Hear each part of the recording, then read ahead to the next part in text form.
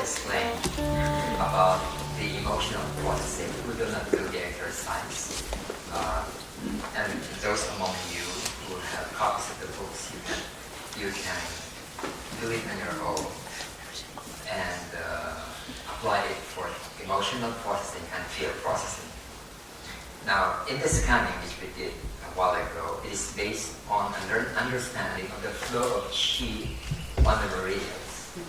And you don't have to learn acupuncture theory about this, but the line of flow corresponds to the meridian flow.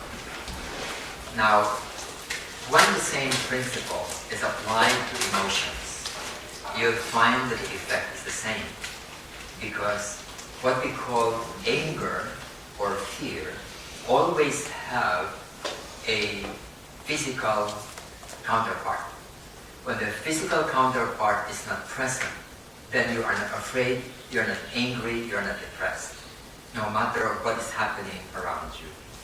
And hence, a very important key in dealing with this form of distress is to be able to dissipate that distressful energy within the body and then solve the problem as the situation.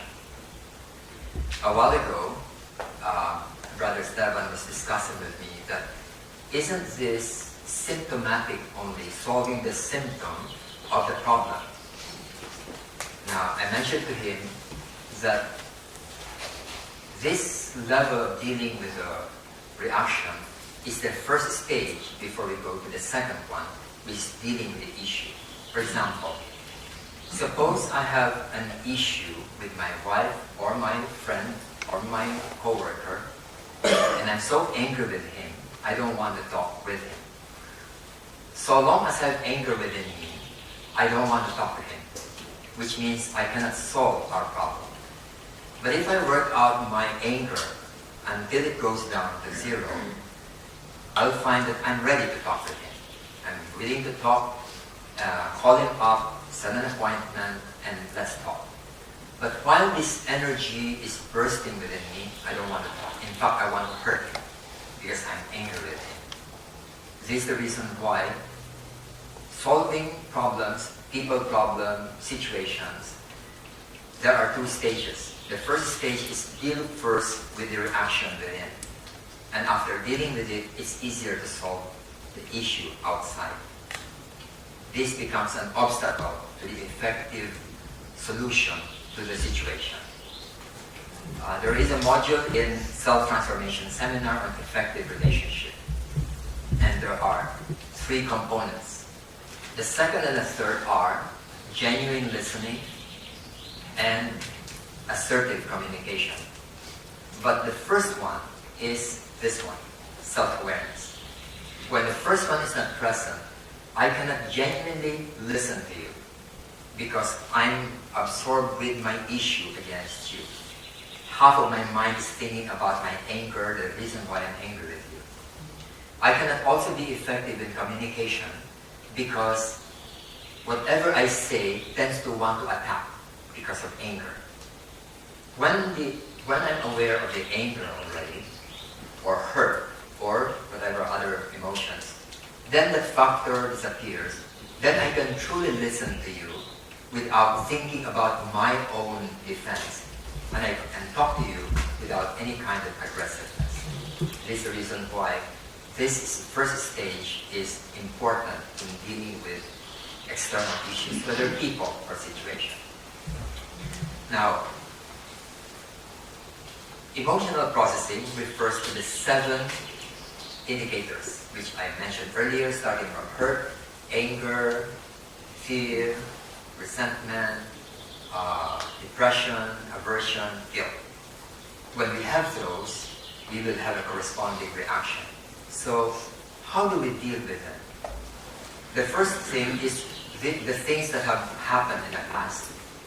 And when you have learned how to do this, you now deal with what is happening in the present, or what worry you have in the future. So here, you have here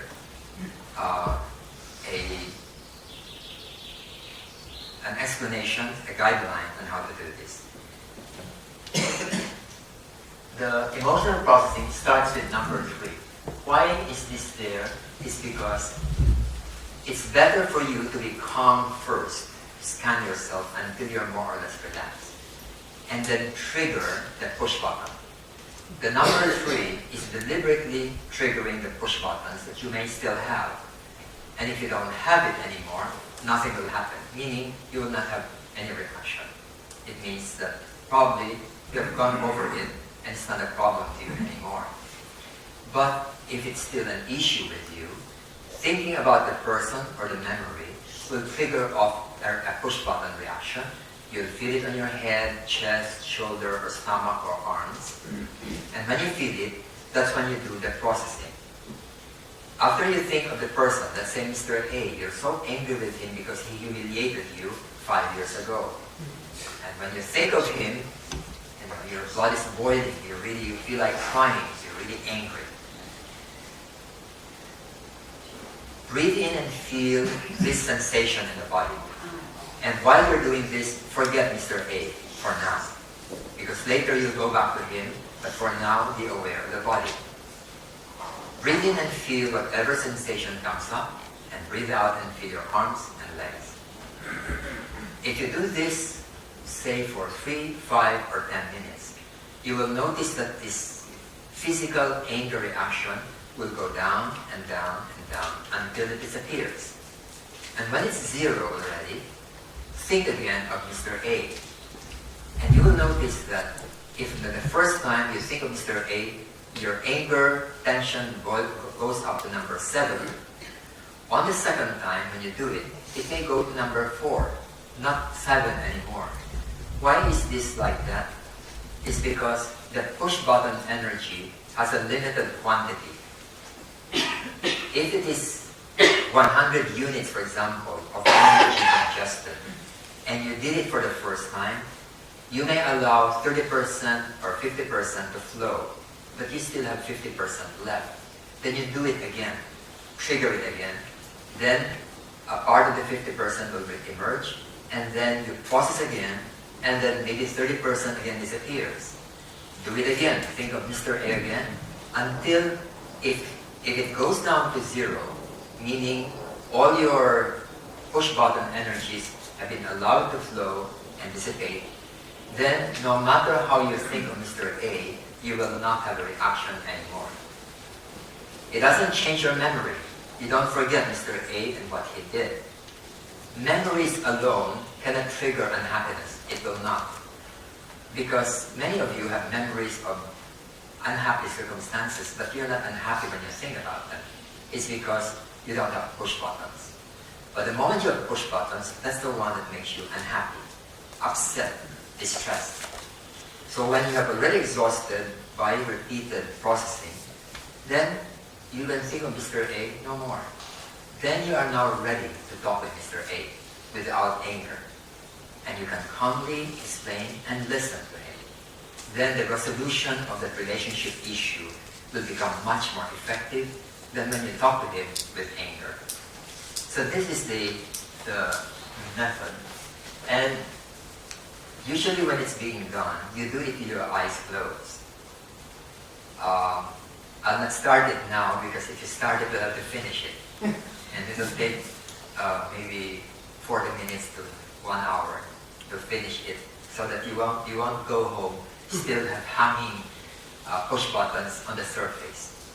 When you start something like this, try to finish it. Don't cut it halfway and then say, I'll just do it, continue tomorrow. Better don't do that. Devote time, let's say 30 minutes to 1 hour until it's finished. And when you finish it, sometimes you'll feel exhausted, sleepy, drowsy. It's okay. And if you feel really sleepy, go to sleep, because it means you've unloaded a lot. And then at another time, then start another cycle. All of us have painful memories in the past. After I dealt with my fear, I dealt with 2 things first in my life. I dealt with first depression, and the second was fear. After I dealt with them, and they disappeared, my depressiveness disappeared permanently. I was still a student when I was depressed, and when I was depressed, I couldn't sleep. I would lie down at 9 o'clock in the evening. At 4 o'clock in the morning, I'm still awake, tired and sleepy, but not yet asleep. That's the effect on me of depression. And after I did this, the depression disappeared. It never came back up to now. And I'm not afraid of depression anymore. If it happens this afternoon, I'll do the same thing. For memories, I thought of all the painful memories one by one. Then I would react and process it. Then I would be calm. Then I think of another memory, I would react, process it. Until now, I cannot think of any memories that I'm avoiding. And it makes my past not a burden anymore to me. I can talk to you about it. I can think about it. It's okay. And I think that's a lot of unloading of the burden of the past. Our childhood is not within our control. Things were put into our experience by elders, and we may have been hurt, humiliated, embarrassed, and it's there. We have to unload them because it's not going to be useful carrying them. So this is what you do. If you have a partner who would like to do this, this is what you do. Partner, one is helping you, reminding you of the breathing, and asking you, what do you feel right now? And allowing you to just experience it without intervention. Like, if you're crying, the helper should not say, stop crying, don't cry. Because you must allow yourself to cry. You know, our tears are not there for decoration. It is a form of release. So whenever we feel like crying, go ahead and cry until it's over. Then you will find that you don't carry the burden with you.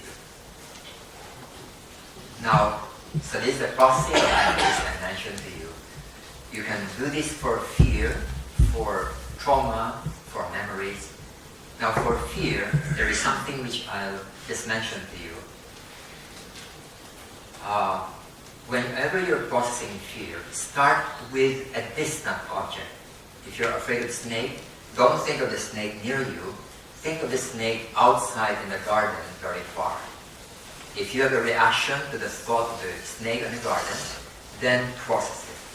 Then the next one is bring the snake in your mind near the door and process it. Then if you're relaxed, then bring it to the room nearer and nearer until you can already imagine you're holding onto the snake and you're upright. Then you are ready for the real thing. So when it's fear, do it step by step. Because if you do it immediately that you're holding, you stop. Because the body cannot take it. You feel that you cannot take it. Actually, you can take it, but you feel you cannot take it, you will stop. So do it step by step. Okay, any questions on this before I move on now to the applications on education? Yes, please. You mentioned earlier the fear of heights. Yeah. How you will process that fear of heights? Okay. If I'm partnering with you, I will say, imagine that we're going to a very tall building. People who have phobia of heights will already react just on this thought alone. Then, when you have a reaction, then feel where is it? Legs, arms, chest.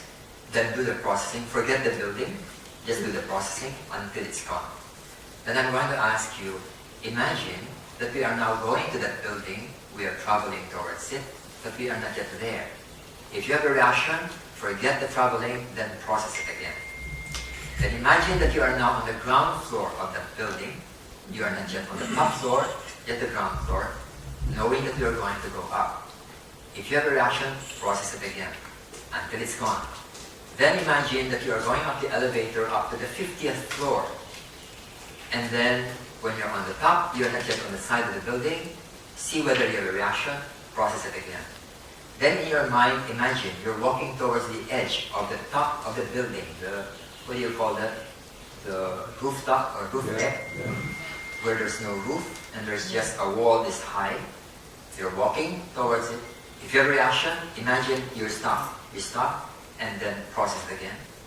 And then move until you go in your imagination that you're on the side looking down.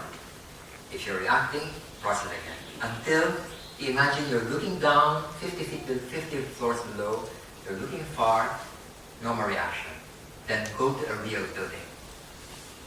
Because there may still be some remnants left and process it all. Then your fear of height will be completely gone. That's how I did it. Anything else? In Theosophy, we are speaking about the right hand and the left hand. The self-awareness processing more or less the right hand, more or less the same, similar. I don't understand the distinction between right hand and left hand in processing. Because Theosophy, yeah. Because in processing, usually, it goes to both hands, the flow. But there are cases when certain memories will only trigger half of the body, half of the head, half of the hand, half of the legs. But these are rare. Usually it's both. So either left or right is okay. You process both.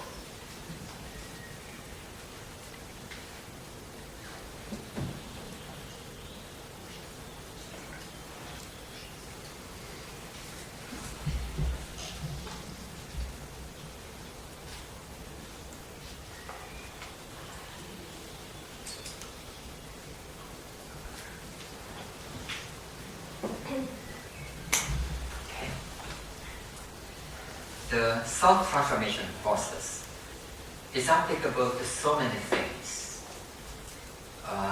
Later, I'll talk a bit about how it's being applied to various situations. We've used it for marital issues, for husbands and wives problems, for parenting, for management, for government management, for military. We've used this, we've conducted sessions on this, and then most importantly for education. So I'd like to just review with you first the principles, and then later in the afternoon I'd like to talk about how we actually tried it in our schools in the Philippines. First I'd like to ask you about education, your ideas about education. If you have the power to mold your own children to become anything that you want them to be, what would be the top 5 qualities that you would like to see in them when they have become 35, 40 years old? Happy. Self-confident. Self-confident. Balanced. What? Balanced. Altruistic. Altruistic. Fearless. Fearless. Fun. What? Fun. What else? Happy. Happy. Was that the first one? Yes. Smart. A good person. Honest. A A good good person. person. Okay. Wise. Wise. Themselves. What? Themselves. Themselves. Being themselves. In other words, hold some self-esteem. Have compassion. Now, yes, Have compassion. compassionate, loving. Now, if you write down the top 5, because there are many of you who said many things, but if you yourself write down the top 5 qualities, you have just identified, according to you, the goals of parenting and education. Whatever it is that you have mentioned. If you're going to put up a school, that's what you'd like to produce. And take note that many of these things that you have mentioned are not even in the curriculum of most schools. Which schools teach people to be happy? I noticed none of you mentioned being wealthy. But now in the Philippines, that's usually the first one, economic security. In your case, it's not so much an issue, so the top ones would be happiness. But in the Philippines and wherever, usually happiness would come in later. And many, they will remember, yes, I'd like my children to be happy people. It's only as an afterthought, but not the first one. Now, if we're going to become parents, it means these are the things we'd like to see in them if we'd like to put up a school, these are the qualities we'd like to see in them. And again, my question is, are present schools around the world designed to achieve these goals? To become fearless, for example. For many among us adults here, school was the source of fear, our source of fear. In Japan, the highest rate of suicide among young children is in Japan, and it's because of the school. They are so afraid if they fail entering into a good school, they have to do tutoring, they have to do a lot of preparation even when they're young, that they're so stressed that they actually commit suicide. Children, imagine that. Adults, we understand, but children, they don't know anything much about life, and yet school is already the #1 source of their distress. Some months ago in the Philippines, there was a lady, 20 years old, who jumped from a tall building to the floor and killed herself. What was the reason? She was studying in one of the best universities in the Philippines, and then she got a 75 grade in an examination. In the Philippines, 75 is passing grade, 74 failing grade, 75 is passing. She got 75, she was so distressed, she committed suicide. Now, I don't understand that. When I was studying, I flunked many times, 60, 45, and so on. But I never thought of committing suicide. But this girl passed, and she committed suicide. The school was pressuring them on certain things that caused them terrible unhappiness, and even going into the desperate act of committing suicide. So, in the world, around the world, the aim of education is oftentimes different from what you have just said. In fact, the curriculum is designed in a different direction and not according to what you have identified as parents. Think about this. How many years did you spend studying mathematics? From kindergarten, we already learn how to add. Then we go to algebra in high school, we go to trigonometry, we go to quadratic equations, we go into how to solve square roots and so on, which we never use at all. We spend about 12 years in math or more.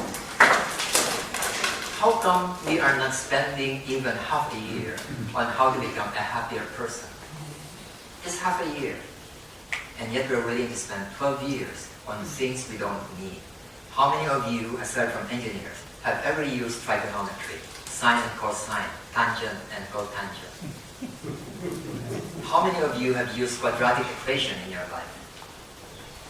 None. And yet we spend, I don't know how many weeks or months on just these issues that we don't need. But we need inner peace, we need effective relationship, we need inner happiness, but no one taught us this. And so there is something vitally lacking in our standard government system of education that we have to look into. That's the reason why the Theosophical Society has decided to be active here on this area to contribute to somehow improving our concept about what education is really meant to be.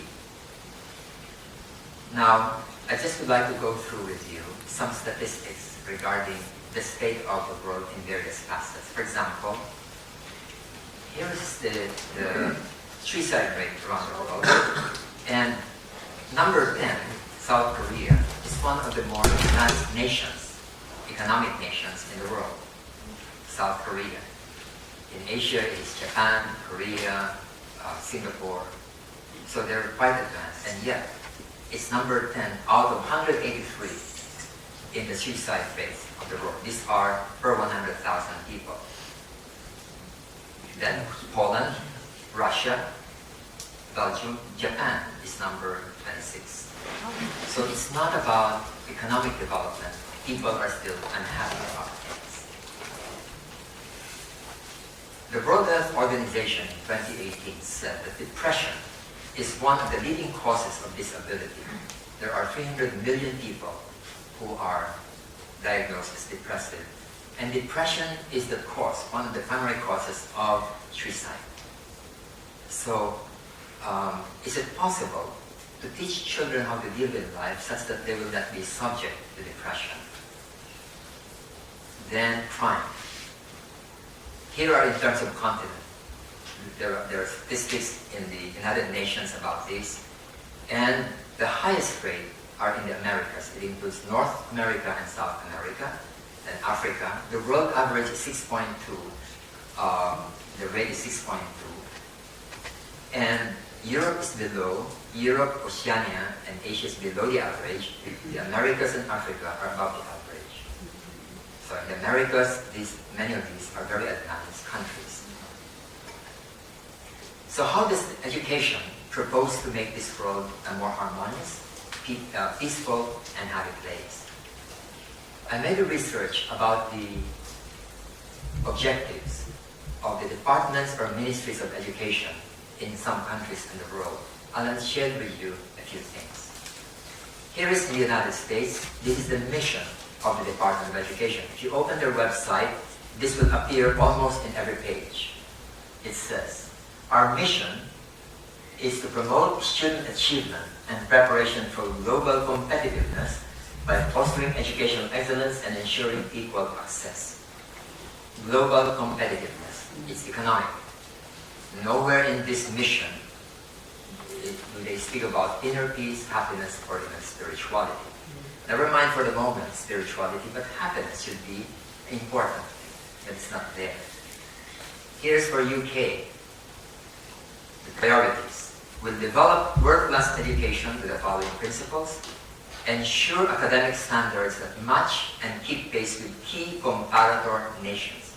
It is again comparison mainly in economic standards. Strive to bring our technical education standards in line with leading international systems. Again, economic. Then ensure that education builds character, resilience, and well-being. It's a lot. It's the last of the three, even though it may be the most important, as you mentioned. Well-being is one of the definitions of happiness. Well-being. In the Philippines has set a goal by 2030, identifying many things. And most of the things identified are about organization, about budget, and so on. But two are relevant.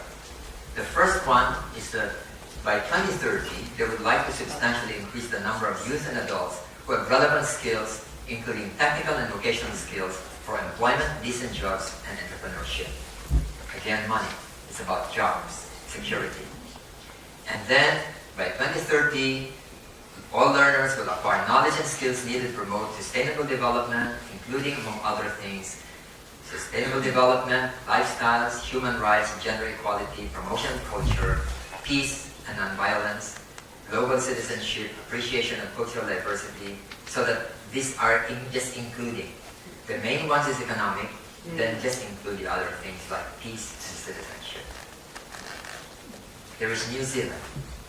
This is one of the best I've seen, because it puts us first, the first goal, to enable all students to realize their full potential as individuals. Whoever wrote this had in mind the real goal as we as human beings, what do we want to become? Is our full potential. And it's their top goal, even if it is relatively undefined. Although this question about our potential has been discussed very widely among many educators.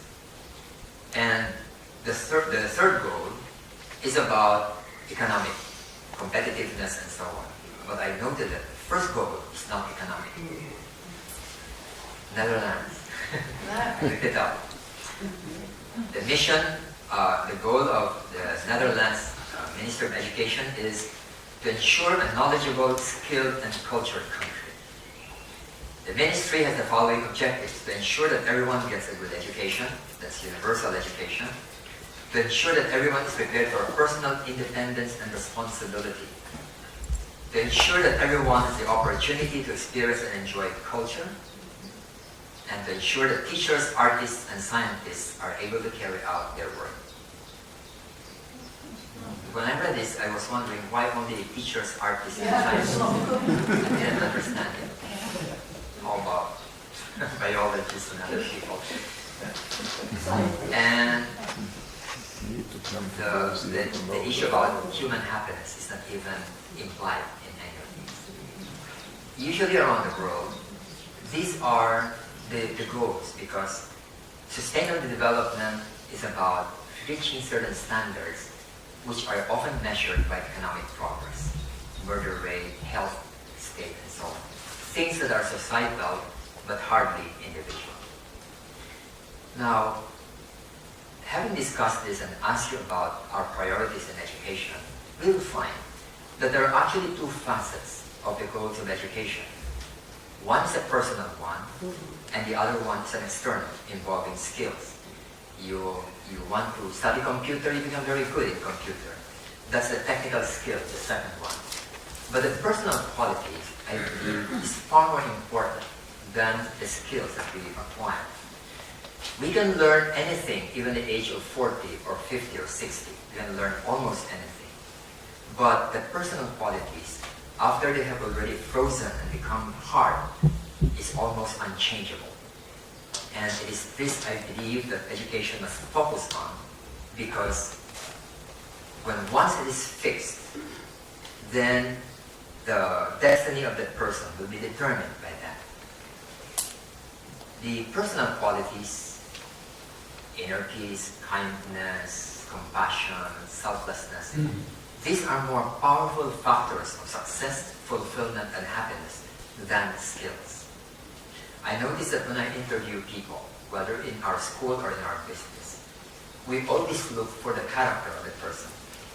Even if the person is very skilled in terms of being a top-notch accounting graduate, very good, but we see that there's a problem in the character, integrity, for example, then we hesitate to hire that person. But when a person has the personal qualities and is willing to learn new things, then that person is a very good candidate. We hired a social worker in our company to do social work for our company, scholarships and other things. So her degree was social work. She has a license in social work, and that's her life interest. Later, we saw that she was also interested in entrepreneurship. So when there was an opportunity, we assigned her to run a certain business. We found she was very good at it. She had no knowledge about entrepreneurship, about the business, about technicalities, but she was very good, very effective. In fact, after that, we promoted her to handle a much wider thing on marketing. And up to now, she's there, she's very effective. In terms of the knowledge, she has practically zero on this. But in terms of personal qualities, she was a super person. And a very cheerful person, compassionate person, sensitive person, and so on, and very, very motivated. So these qualities, we would be looking at these rather than particular knowledge or skills. Now, in looking at education, we also have to be aware of our main two preoccupations in life. One is the ending of pain and sorrow. This is unhappiness. And the second is to pursue our highest potential. And in planning an education program or being parents to our children, we have to look into what are the things we need to do in order to achieve this.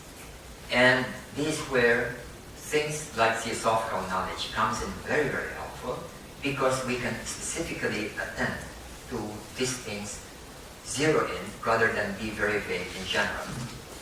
This is not an exhaustive list, but it will give you an idea. For example, physical body, we're avoiding pain and disease. In the etheric double, we are avoiding stress. Emotions, we are avoiding emotional distress and unhappiness.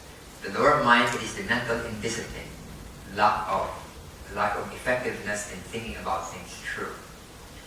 Then, the higher mind involves the development of impersonal rationality, the ability to think of concepts, abstract thought, which is the basis of intelligence.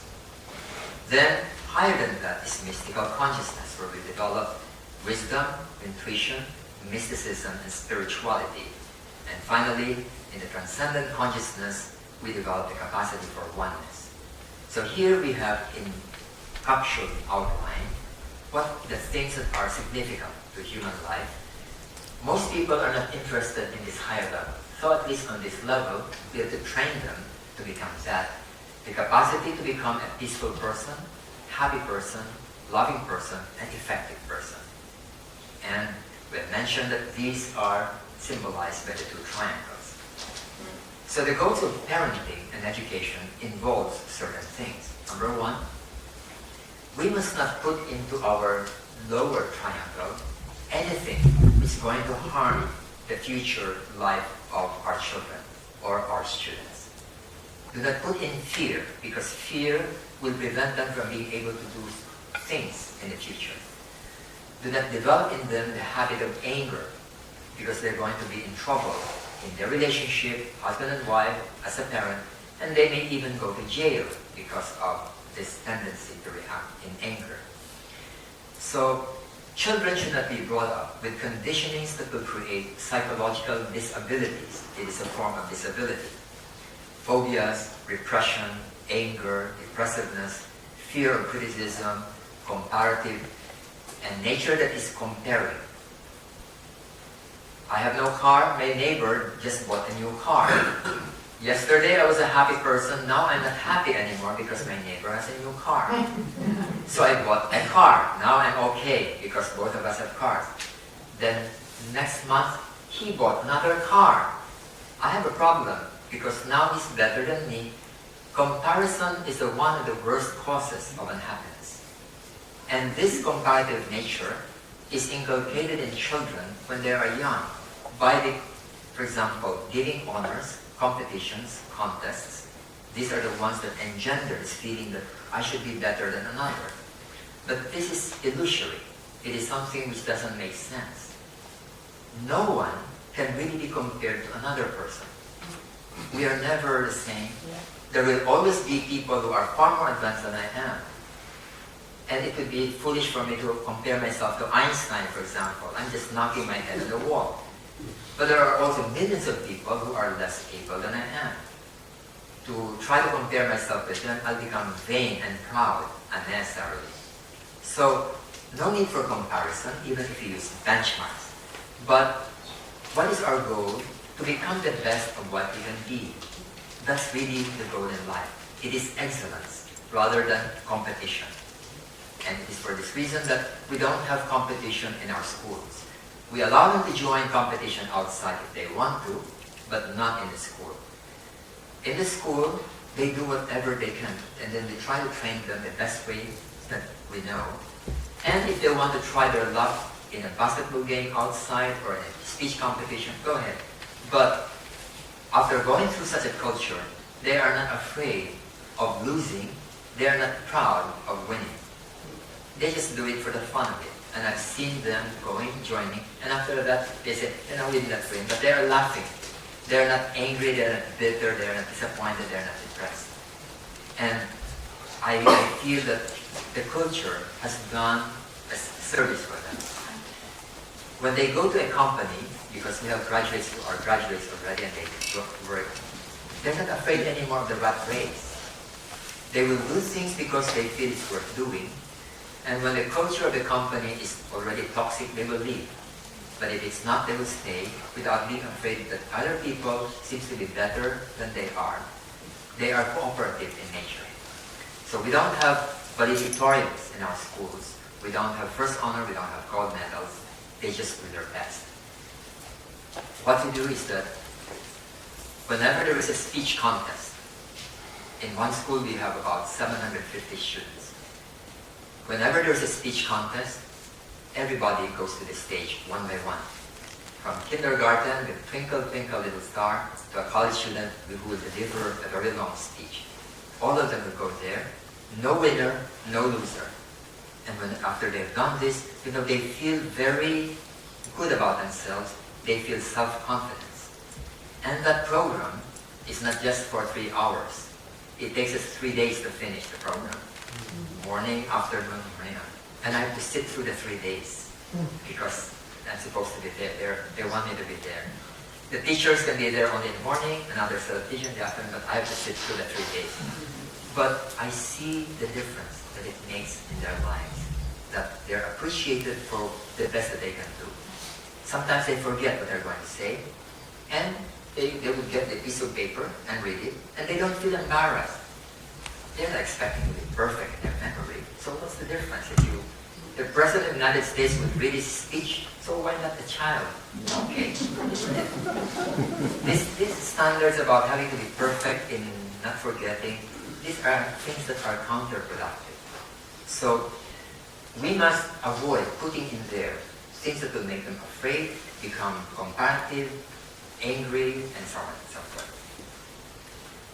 Second, during the first 7 years of their lives, it will be an adjustment towards their habit and bodily functions. Sensory learning, trying to copy adults, what is seen and heard, the habits and behavior. Children will copy more what they see than what they hear. When I was young, I was told not to smoke. I think I was about 8 years old at the time. But my father was smoking, and I see a lot of people smoking. So what did I do? I know that it's prohibited, but I secretly smoked.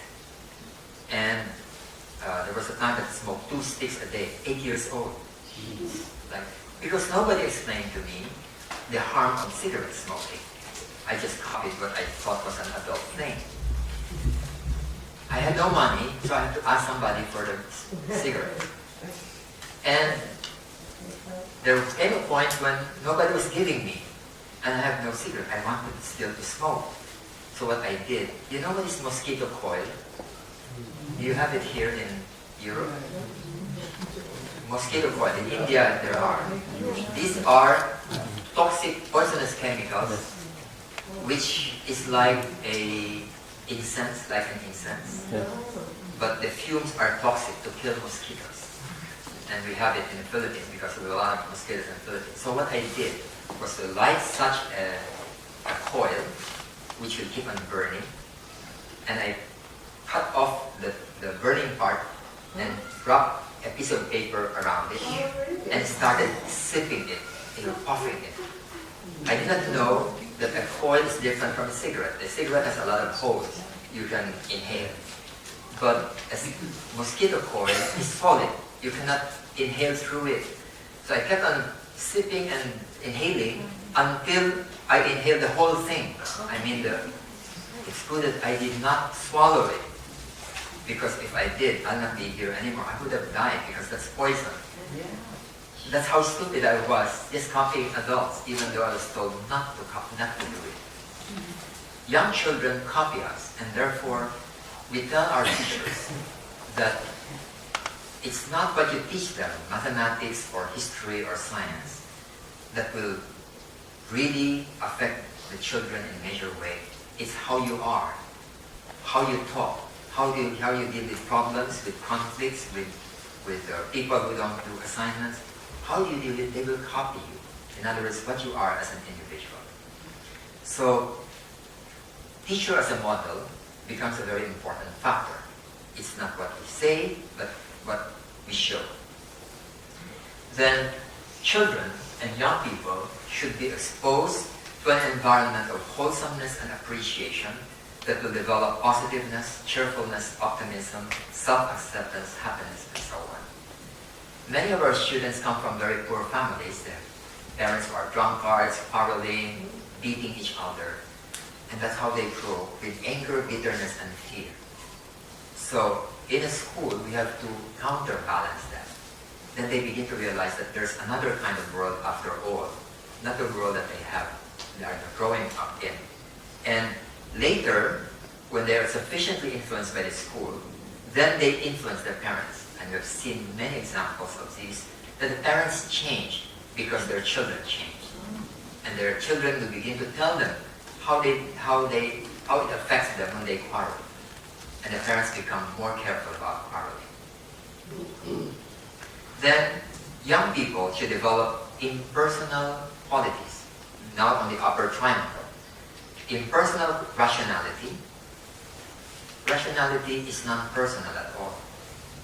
In other words, there's no such thing as personal reason. Rationality is because 1 + 1 = 2, and not because I like it or I don't like it. So nothing personal about that. So in personal rationality, openness, freedom of thought, selflessness, compassion, and a deep ethical sense. In many third world countries, including the Philippines, this is very difficult. In many of your countries, like here in Europe, it's something which is easier for you because the society has reached a certain point, but not in many countries in Asia. In Asia, for example, in the Philippines, for example, corruption is endemic. I do not know how many generations before we can get rid of this, but it's already a habit, it's a practice, it's a culture in many government offices. And people will say, oh, you cannot fight that. It's something already normal. You just go along with the tide. But if you don't fight it, when are we going to change? So we must start with young people who are idealistic enough to say that, okay, I will try to change. In our schools where we have high school and college, I often tell our students, you want to be a government, you want to run for an office in the government, I would say, go ahead. And then we will support you. But on one condition, you must never be corrupt. If you do that, we will support you. All your classmates and the school, we will help you. But the moment you show that you are there in order to get more money or for selfish purposes, forget about us. We're not going to get involved in that. So, and many young people are idealistic enough to want to do this. When young people develop wholesome idealism, it cannot disappear anymore, even when they're old. That's the time, in high school especially, that we must inject idealism. Why do we call it idealism? Because we don't see it in society. Because if it's common in society, we don't call it idealism anymore, it's just normal practice. In many countries, being an honest politician is like finding a diamond in a mountain of coal. So we call that idealistic.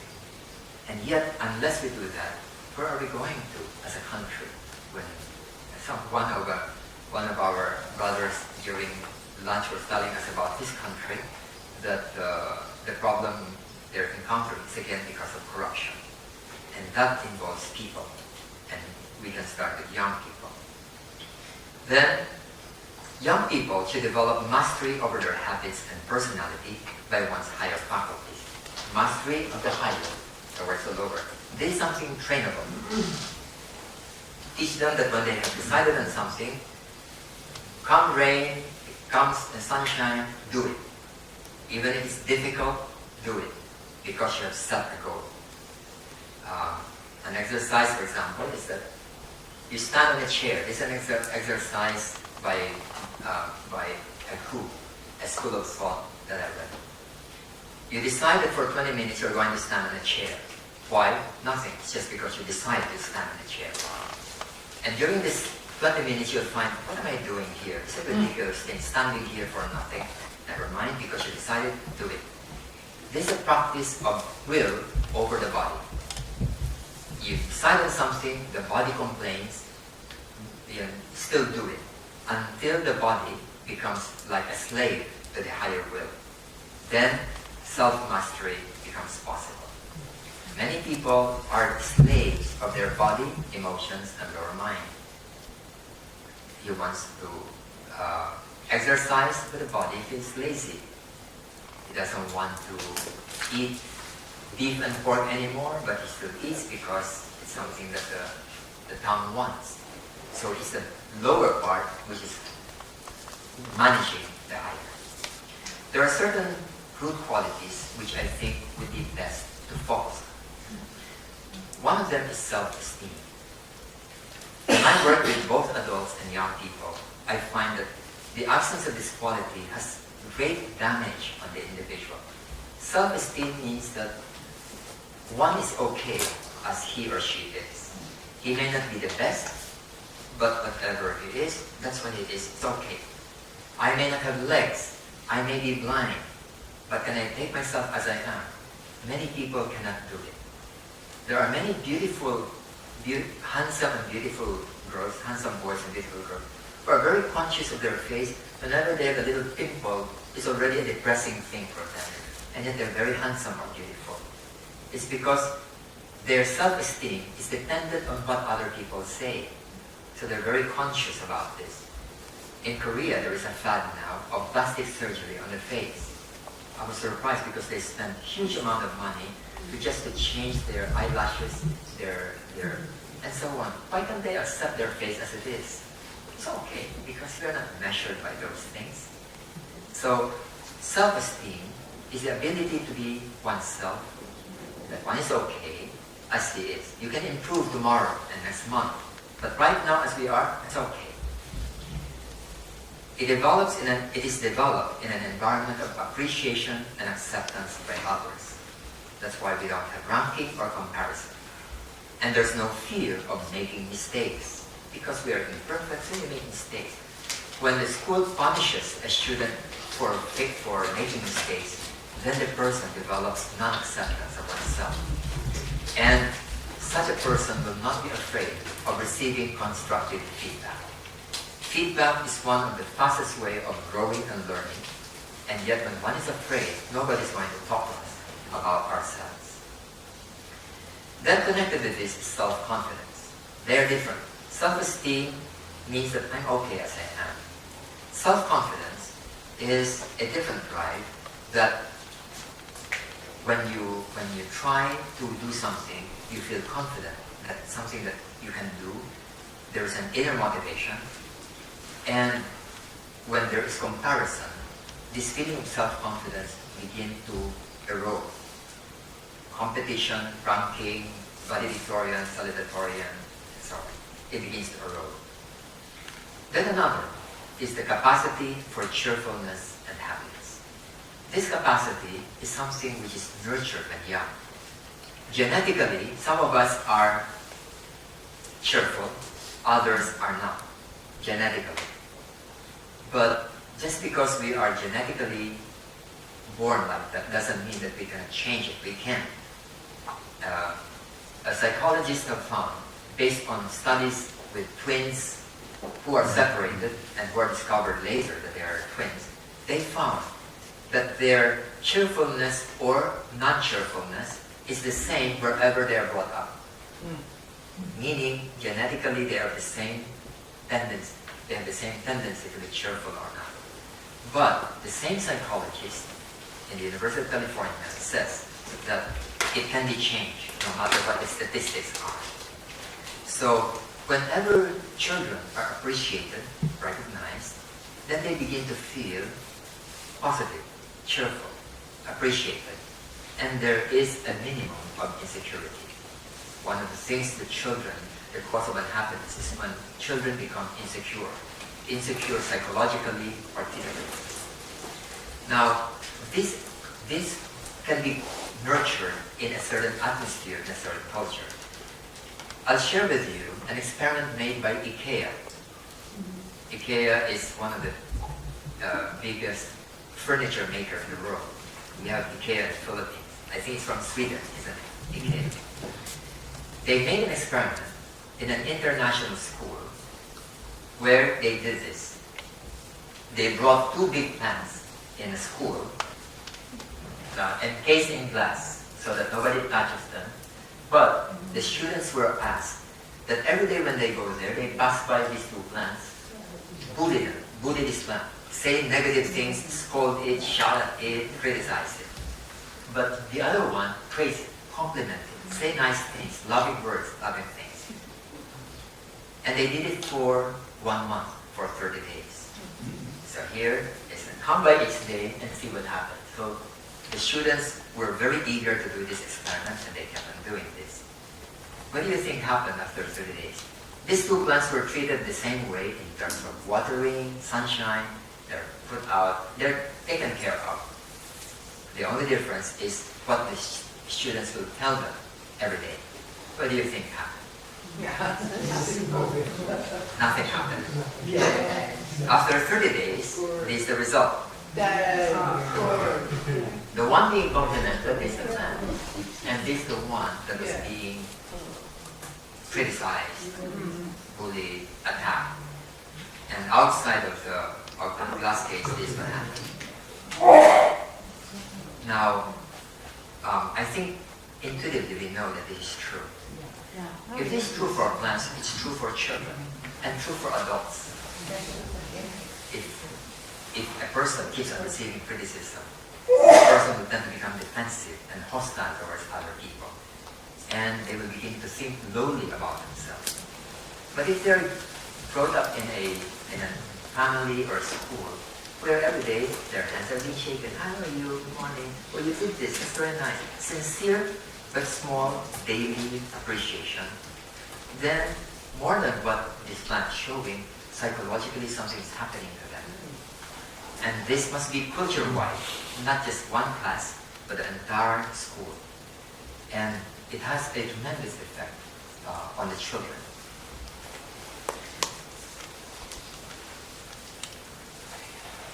Young people, especially high school and college students, have to be taught values, the meaning of values. Smaller children have to be taught habits. Habits, don't say bad words, brush your teeth every day. So these are habits. But when they reach high school, now they have to understand why certain things are better than others. Why honesty is better than dishonesty. Why sincerity is better than insincerity, and so on. But when the culture contains fear and threat and other things, it's very hard to teach values. Why? If there is, for example, punishment in the school, we are encouraging the value of dishonesty. They will lie to us because they're afraid to get punished. So in a school, we found that it's possible to run a school with no punishment at all. Just consequences. Punishment, what is meant by punishment? It is to inflict pain on somebody. You punish a person, when we were young, it's the stick. You're being hit on. If I don't know mathematics, what can slapping me on my hands do to make me better in mathematics? It is to produce pain so that I'll study it so that tomorrow I'll not have another set of pain. So that's the purpose of punishment. But it has its counterproductive effect. They are now studying mathematics because they want to avoid pain and not because they're interested in mathematics. It's the same as reward. You give them a star when they do well. Tomorrow they don't do well, no star. Next day we star. Then they will look for the star and not because they want to learn.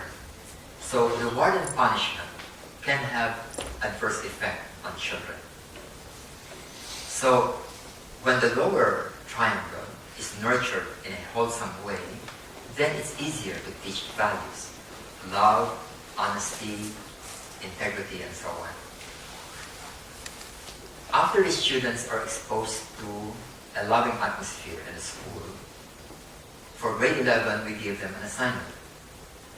In the Philippines, families don't say I love you to each other because the culture, in certain cultures you'll never hear this because it's not a habit of that culture. So we also don't have that habit.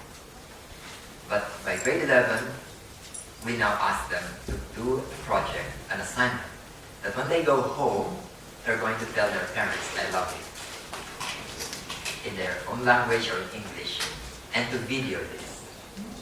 And I've seen the videos. It's something that is heartwarming, but also tells us about the atmosphere of the home. For example, one mother was washing the dishes, and the daughter came, Mama, the daughter was a few feet away. Mama, I love you. And then the mother looked at her, did not move at all, and said, you need something from me? We warn the students to be ready with those things. That parents are not used to this, and they will be surprised, and they don't even know how to react. But never be discouraged by whatever reactions they see in the parents. And so, tomorrow they'll say again, Mama, I love you. And the parents will begin to see that this is now serious. And later, maybe after a week, a month, the mother will start saying, I love you too. And then that's the beginning of a spiraling culture that will change the entire family. Starting from just a small thing. is a word, but we have seen drastic changes in families because of this.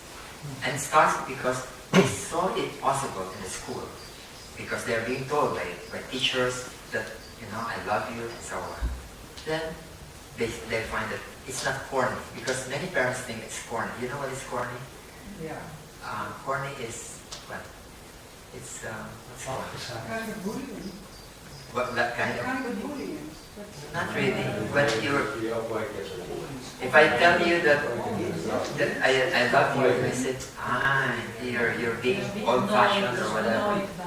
Yeah, as if it is not in fashion. But when the same love go out of fashion, it will never go out of fashion. So when they see that it is something that they feel good about, then they will start doing it. Okay, I got a signal. Nurturing love is also possible, but first they must receive it in the school. And that's the reason why teacher training becomes so important, because when there is a teacher who is not able to do this, then he or she becomes an example of the withholding of appreciation by example, and the children begin to feel hesitant also in expressing and even receiving love and care. When there is anger, when there is low self-esteem, it's very difficult to express love and compassion. All the teachers have to go through the self-transformation seminar. And after that, they have to go through a weekly meeting where all these things are being discussed until they feel by themselves comfortable about these things. The capacity to love is nurtured when feeding love by others. Then one important quality is freedom. Many cultures, in Asia particularly, children are told to follow and obey and not think for themselves or be free to disagree. Whenever, especially very religious-oriented societies, you're not supposed to disagree. But human maturity involves true freedom, and a school must nurture one. Whatever they believe in, let them pursue truth, but not because they are afraid to ask outside questions. So openness of mind is difficult when there is deep-seated conditioning and prejudice. This is the reason why Madame Blavatsky advocated education should be non-sectarian. No commitment towards any religion or ideology, but be able to pursue truth.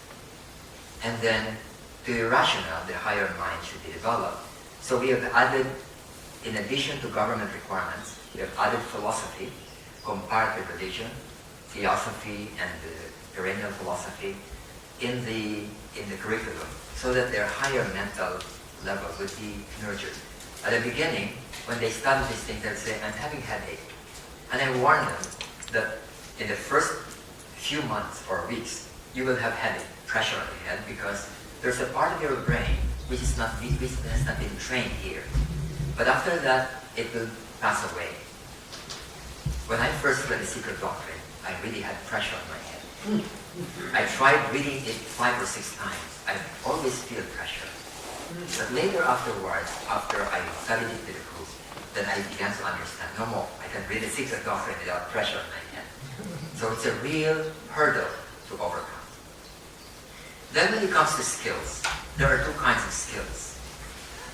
We distinguish between the 2, and we give more importance to the first one. Life skills, which would include relationship skills, communication skills, perseverance, stick-to-itiveness, reading, habit, and then self-mastery. Technical skills would be anything that you need to learn, like computer, like accounting, and other things. That one, even if you don't know at this age, any of those, you can learn it. But life skills is something quite different. It must be nurtured right from the beginning. Okay, let me pause now here, and then, unless you have any questions, we'll take a break before we go into the last portion. Any questions? Yes? It is a kind of relation of cause and effect. What do you think could be the motive for the Philippine culture have this difficulty to say I love you? It's not just the Philippines. In China, in Taiwan, in Japan, you don't hear that. But their Buddhist influence from the beginning was not to be the opposite. It's different when you talk about compassion as a religious idea, love and compassion. But to say, I love you to your parents, that's very different. You can love God and the universe, but to say, Mama, I love you, they will shiver. It's a culture. I don't know about India. There are many people who come Yes, from India India. also the same thing. You also don't express yourself. 6 years ago, it was here in the You don't do that. Nobody told you I love you. And yet, when it is heard, when you hear it, and it's sincerely said, you will notice you feel really good. And even if you have problems and so on, but if you feel somebody loves you, it makes a big, big difference in one's life. So why do we withhold those things from each other when it's the one that makes life feel good?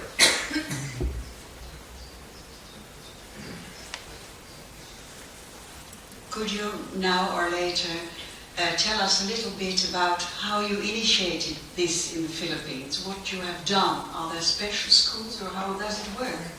Your ideas, yeah? Yeah, I'm going to talk about that because we have 6 schools in the Philippines where we apply this. Let me just end with this one. In our educational process, there are a few strands that I think schools must attend to, and we look into it and try to include it in our curriculum. So, for example, the very first foundation of education and parenting is habit formation. It is just simply create a habit and they'll just do it. They don't think or they don't understand why they have to brush their teeth, why they have to sleep at a certain time. Just create a habit and they'll do it. Because the explanation will come later when they can understand. Then the second will be the development of their character. Character now means that they understand values. Personality is usually the result of habits. When you say thank you, when you say you use respectful words, these are cultural habits. But character means that you know that they are worthwhile and you do it because they're worthwhile. You begin to appreciate what is good act and what is not a good act. Then the life skills. Life skills, I'll explain a bit later about what these are as opposed to other forms of professional skills. So if you can take a look at the sequence, you'll find that the top ones sit on bottom ones. And then together with this, when they come to a certain age, then we now look into wisdom. These are both values and then the understanding of certain ultimate goals and values in life. The right side leads to competency. With right habits, right character, life skills, then they will lead to competency and they will lead to what we call success in social whatever. Whether it is being a businessman, an artist, a professional, and so on. When we have these qualities, then we have competency, then we will have that. But the other side produces another set of qualities. It develops inner peace, happiness, and spirituality. It includes also being an ethical person. And to my mind, and I'm not the only one, but there are many authors on success who say that true success is both. This is just social success, but true success must include both. Because a person may be highly competent in his field and yet be a very bad person. Then is he successful? A person may be super rich but cannot sleep or have a broken family, problems in relationship. Is the person really successful? You'd probably wonder whether we can really call such a person successful. Okay. Take a break.